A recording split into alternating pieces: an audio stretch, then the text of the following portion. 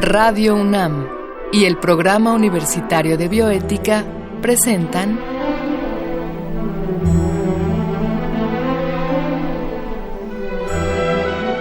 El Árbol de las Ideas. Arte, ciencia y filosofía para la vida. Con Paulina Rivero Weber.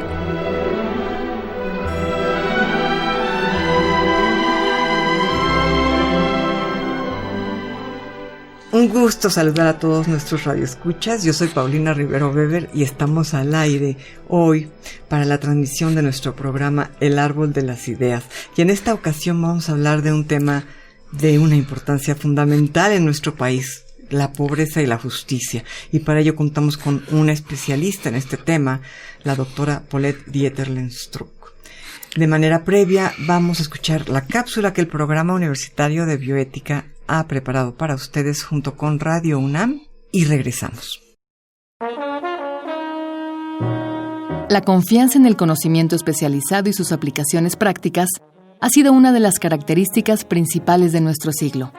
Nunca como en los últimos años se había investigado tanto sobre la pobreza y, sin embargo, no hemos logrado acabar con ella. Tan solo en 2016, el Consejo Nacional de Evaluación de la Política de Desarrollo Social registró 53.4 millones de pobres en nuestro país. De ellos, casi 21 millones eran niños, 17 millones vivían en pobreza moderada y 9,5 millones se encontraban en pobreza extrema. Estas cifras son muestra de una radical falta de justicia en nuestro país. El problema ahora es que, aunque sepamos mucho sobre la pobreza y los mecanismos que harían posible su erradicación, dichos hallazgos no han sido capaces de generar un cambio. Esto solo puede significar una cosa: algo muy importante se nos está escapando. En los estudios sobre la pobreza que se han hecho hasta ahora, un error constante ha sido que la mayoría no contempla implicaciones de tipo psicológico y moral. La pobreza pervierte moral y psicológicamente a quien la padece y a quien la propicia. Además, a menudo se transforma en un medio a través del cual se justifican y satisfacen las más oscuras tendencias de la psicología humana. Este fenómeno conduce a la pérdida de valores esenciales para la convivencia. Para reflexionar sobre estos problemas, puede sernos muy útil ahora la obra de dos artistas. Uno de ellos es el escritor colombiano Gabriel García Márquez. A los 41 años de haber sido lanzada la bomba atómica sobre Hiroshima, García Márquez describió el absurdo de la guerra y su relación con la pobreza mundial. Lo hizo primero recordándonos algunos cálculos de la UNICEF. En ese entonces, con $100,000 millones, era posible construir 100 bombarderos B-1B o resolver los problemas de alimentación y educación de los 500 millones de niños que vivían en pobreza extrema. De igual modo, el costo de construir 10 portaaviones Nimitz era idéntico al que podría haber sido utilizado para prevenir durante 14 años las enfermedades de 1,000 millones de personas y evitar la muerte de 14 millones de niños.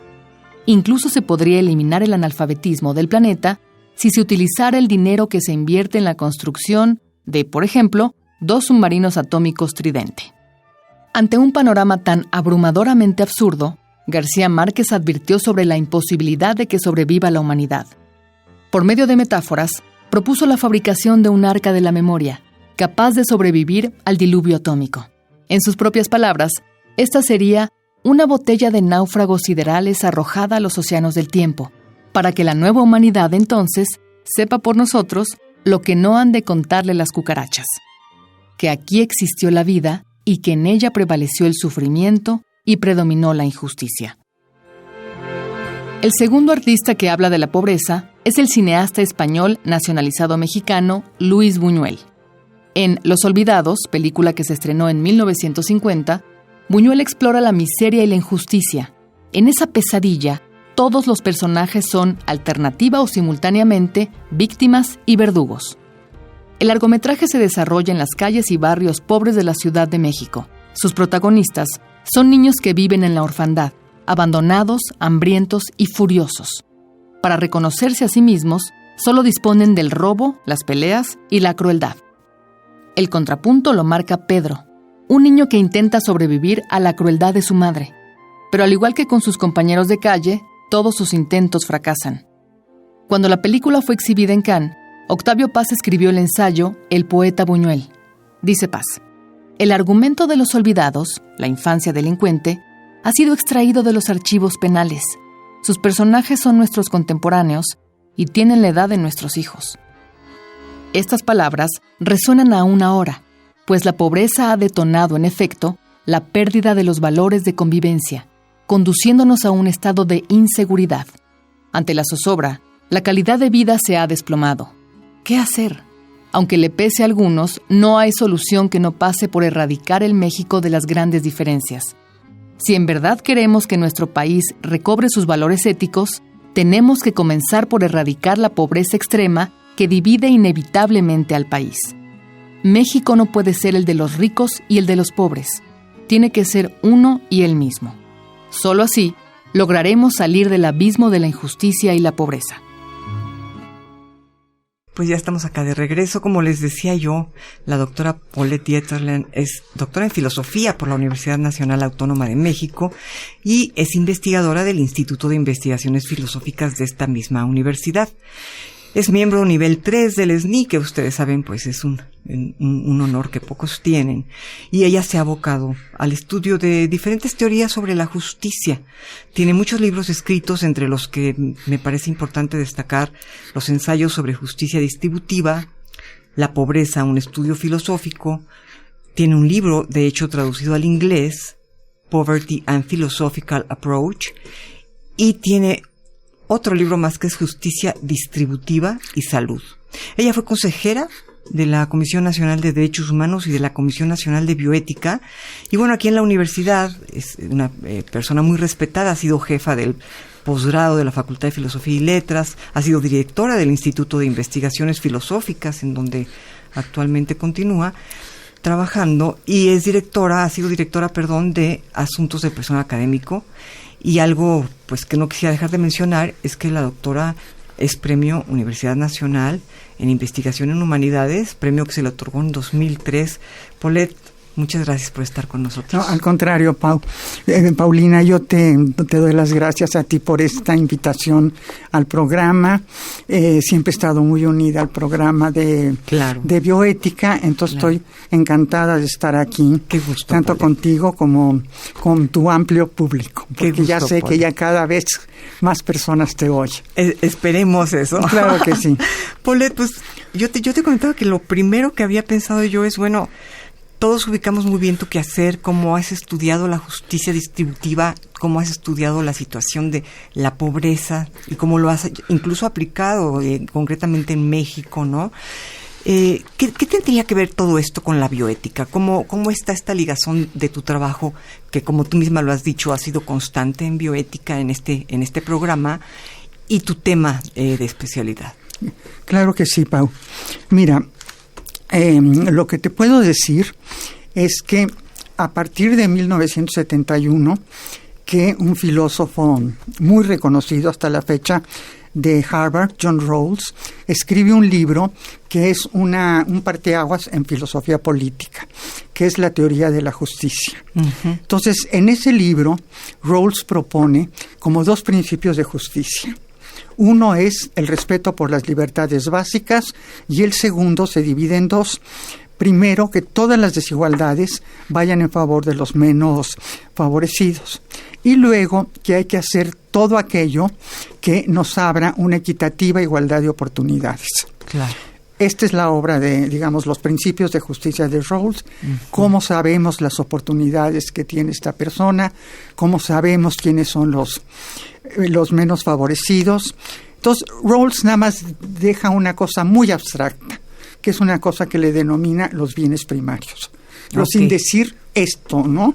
No dice, digamos, la salud, no dice la educación, dice, por ejemplo, libertad de movimiento, libertad de conciencia, libertad de asociación, luego un ingreso para poder llevar a cabo nuestros planes de vida.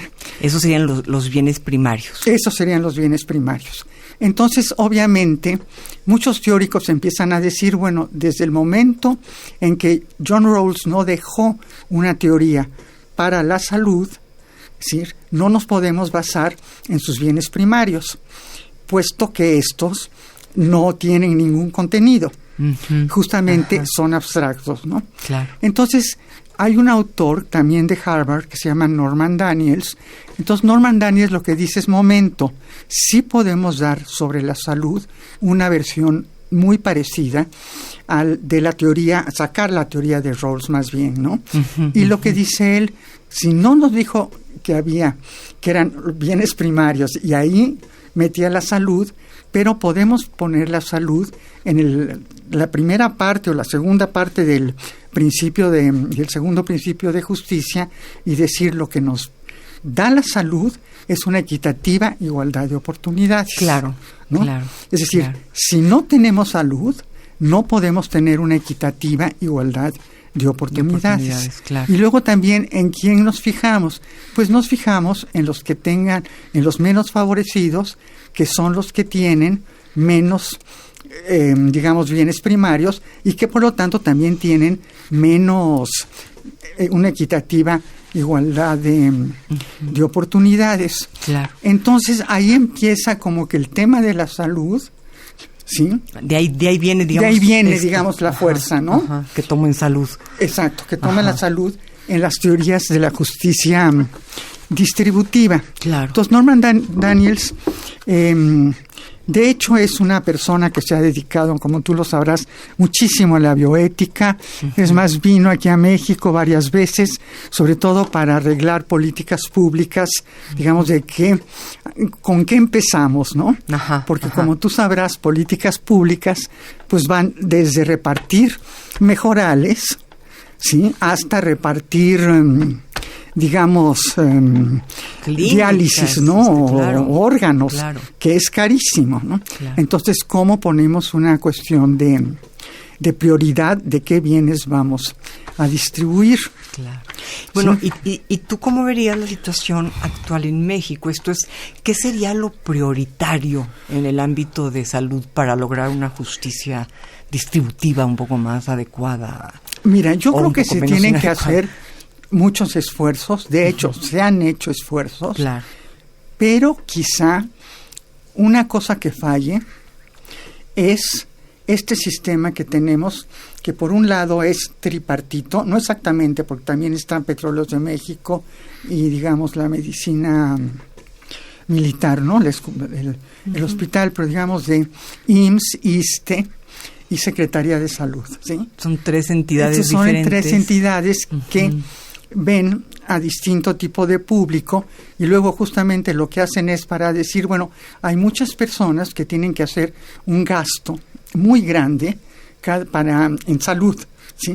Entonces, bueno, surge la idea del seguro popular. ¿No? Entonces, sobre esto, no sé si se ha discutido, si no se ha discutido, pero son temas que deberían de estar, digamos, en la mesa de discusiones, ¿no? Claro. De personas que son de economía, personas de, no sé, de filosofía, de muchas disciplinas, para ver cuál es el programa más adecuado, sobre todo pensando en que estamos buscando un patrón que sea universal. Claro. La idea, en el fondo, es una idea buena, ¿sí? Es decir, tú tienes, por ejemplo, a personas que son derechohabientes del ISSSTE, derechohabientes del Seguro Social. Bueno, claro, y está la Secretaría de Salud, ¿no? Pero, sobre todo, por ejemplo, a nivel rural, exacto, ¿sí? O hay una gran mayoría de ciudadanos que no tienen acceso a ninguna de esas... A ningún servicio. A ningún servicio de... médico. Entonces, es como una buena idea, ¿no? Es un programa que cada vez se tiene que agrandar más, tiene que haber una correspondencia con las clínicas, digo que sean de varios niveles, y también tienen que tener un acceso ya a niveles mucho más sofisticados, que son pues todos los institutos que pertenecen a la Secretaría de Salud, ¿no? Ahora, Paulette, hablando de justicia distributiva, que es tu tema, a mí me gustaría hacerte una pregunta. Yo comprendo que está muy bien que tengamos estos maravillosos hospitales, como lo es el caso del Hospital de Nutrición, Cancerología, Cardiología, claro. Por supuesto que es una maravilla y una bendición.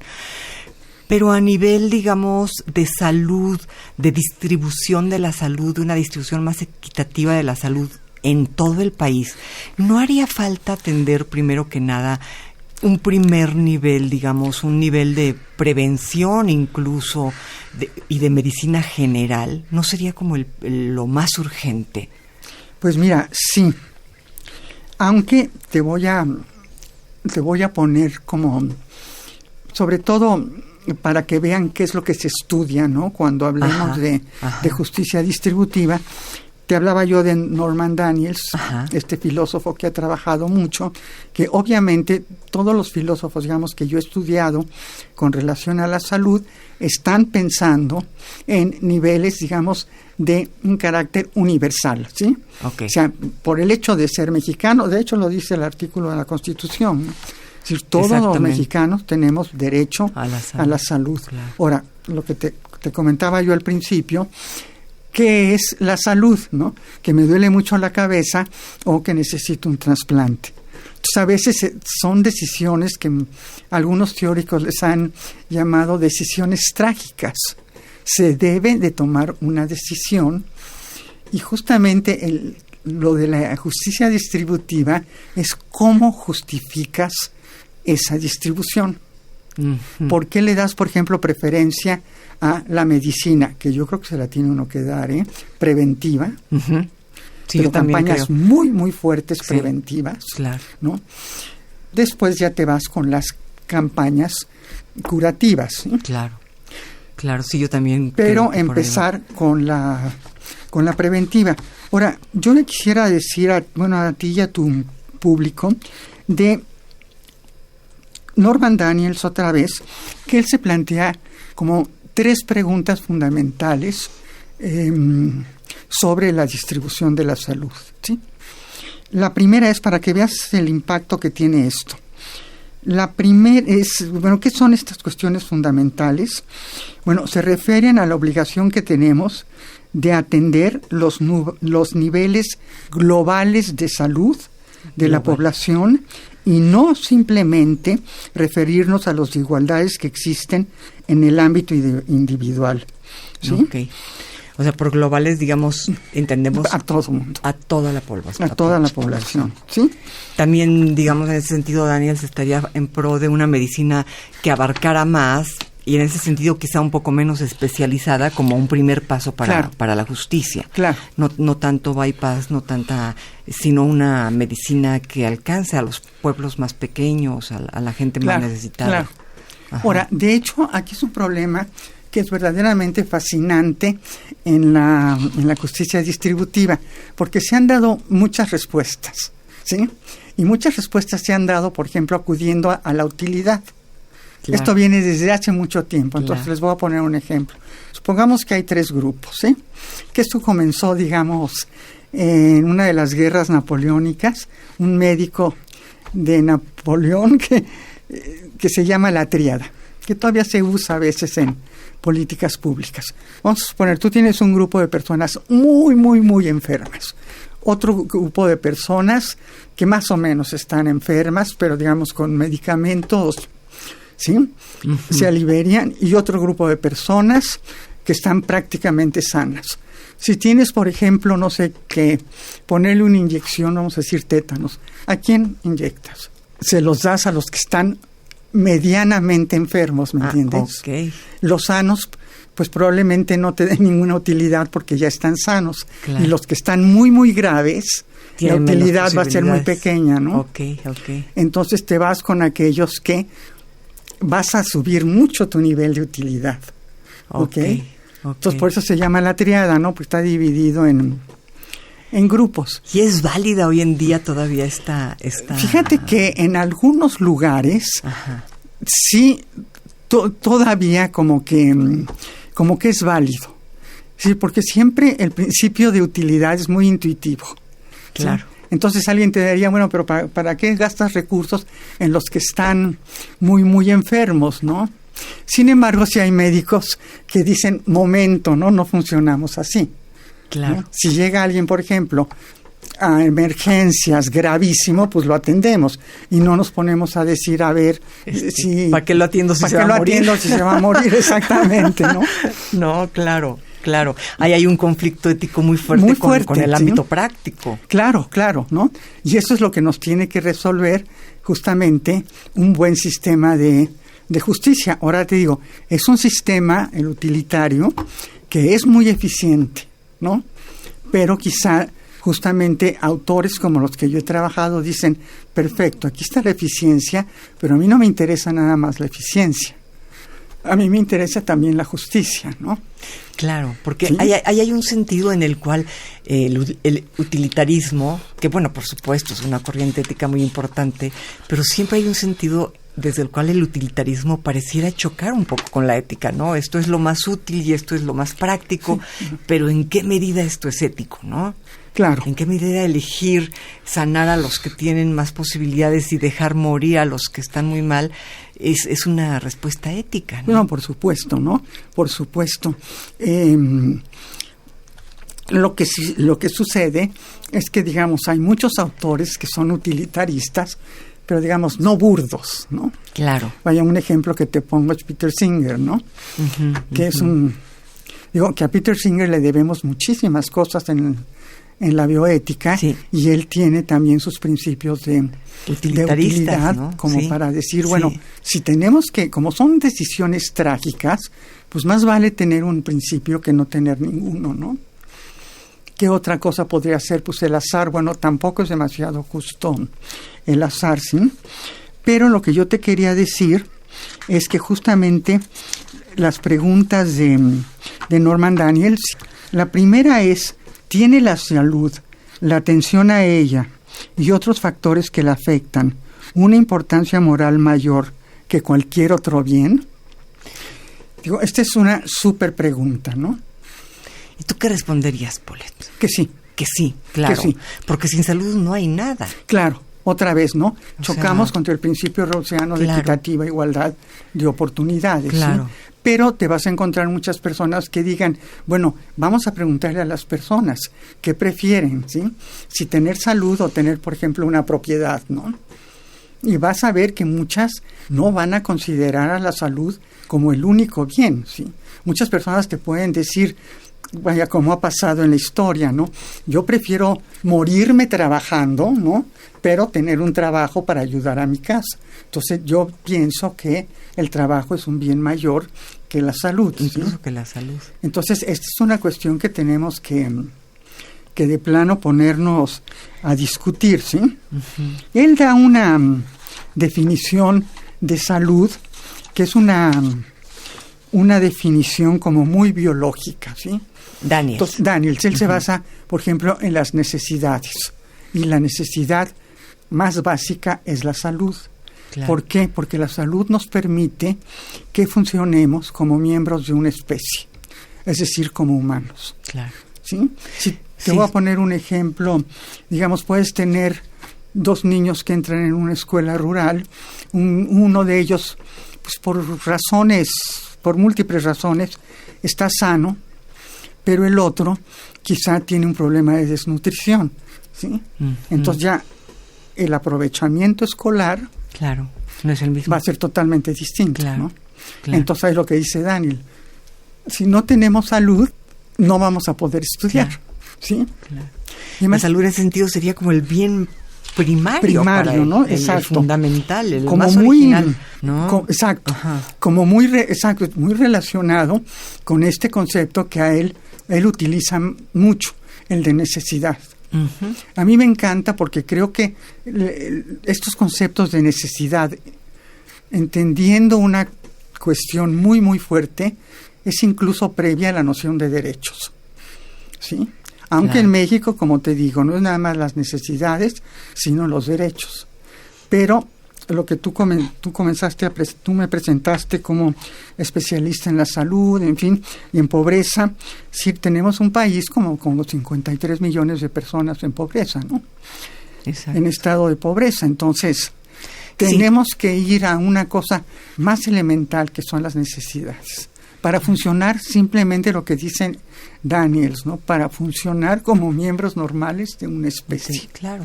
¿Sí? Porque de otra manera toda esta pobreza y toda esta carencia, pues digamos que son caldo de cultivo para que la gente salga adelante como verdaderamente pueda. Claro. Y pues ahí tenemos el resultado, ¿no? La violencia y el abuso tremendo sobre gente inocente, población civil, ¿no? Claro. Pues Paulette, se nos acaba el tiempo, pero yo te diría una última pregunta nada más para cerrar. ¿En algún momento de tu vida tú has intentado llevar a práctica estos principios? Digamos, yo recuerdo que alguna vez trabajaste en algún sector del gobierno, ¿no? Sí, bueno, lo que te decía, Ajá. ¿no? Que no pude hacerlo con la salud, aunque me hubiera encantado. Yo me acuerdo que eran como razones así muy de que hubo un cambio de presidentes y entonces hablabas con uno y el otro ya te había ido, ¿no? Pero digamos, con el de la pobreza estuve trabajando en un programa. Ha cambiado mucho de nombre. Uh-huh. En la época que yo trabajé, que era cuando era presidente Cedillo, en un programa que se llamaba Progresa, que es justamente atacar los problemas rurales de pobreza extrema, recurriendo a la salud, la alimentación y la educación. Exacto.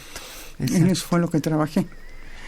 Pues se nos acaba el tiempo, pero a mí me gustaría mucho, Paulette, aprovechar el hecho de que nos falte tiempo para hablar de esto, para hacerte públicamente una invitación para, en un segundo momento, nos pudieras platicar cuál fue tu experiencia al llevar a la práctica en este ámbito, pues principios filosóficos tan abstractos, porque realmente pues, claro. Rawls es muy abstracto, ¿no? Entonces es interesante que tú hayas aterrizado cosas en el ámbito real, ¿no? Nos tenemos que despedir. Te agradezco muchísimo. Al contrario, Pau. Yo espero el segundo programa para que nos platiques esa experiencia vivida. Claro, ¿no? que sí, claro que sí. Entonces, y bueno, pues nada más quiero agradecer a la doctora Dieterlen haber aceptado venir a dialogar aquí con nosotros y por supuesto la producción de Marco Lubián, quien como siempre nos apoyó, y en controles técnicos muchas gracias a Susana Trejo. Escuchamos en nuestra cápsula la voz de Gisela Ramírez, cuyo guión ha contado con la adaptación de Andrea González a los textos originales de una servidora, Paulina Rivero Weber. Muchas gracias.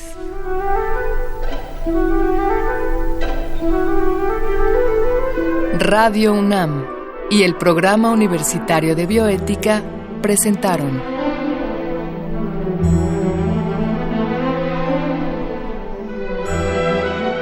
El Árbol de las Ideas. Arte, ciencia y filosofía para la vida. Con Paulina Rivero Weber.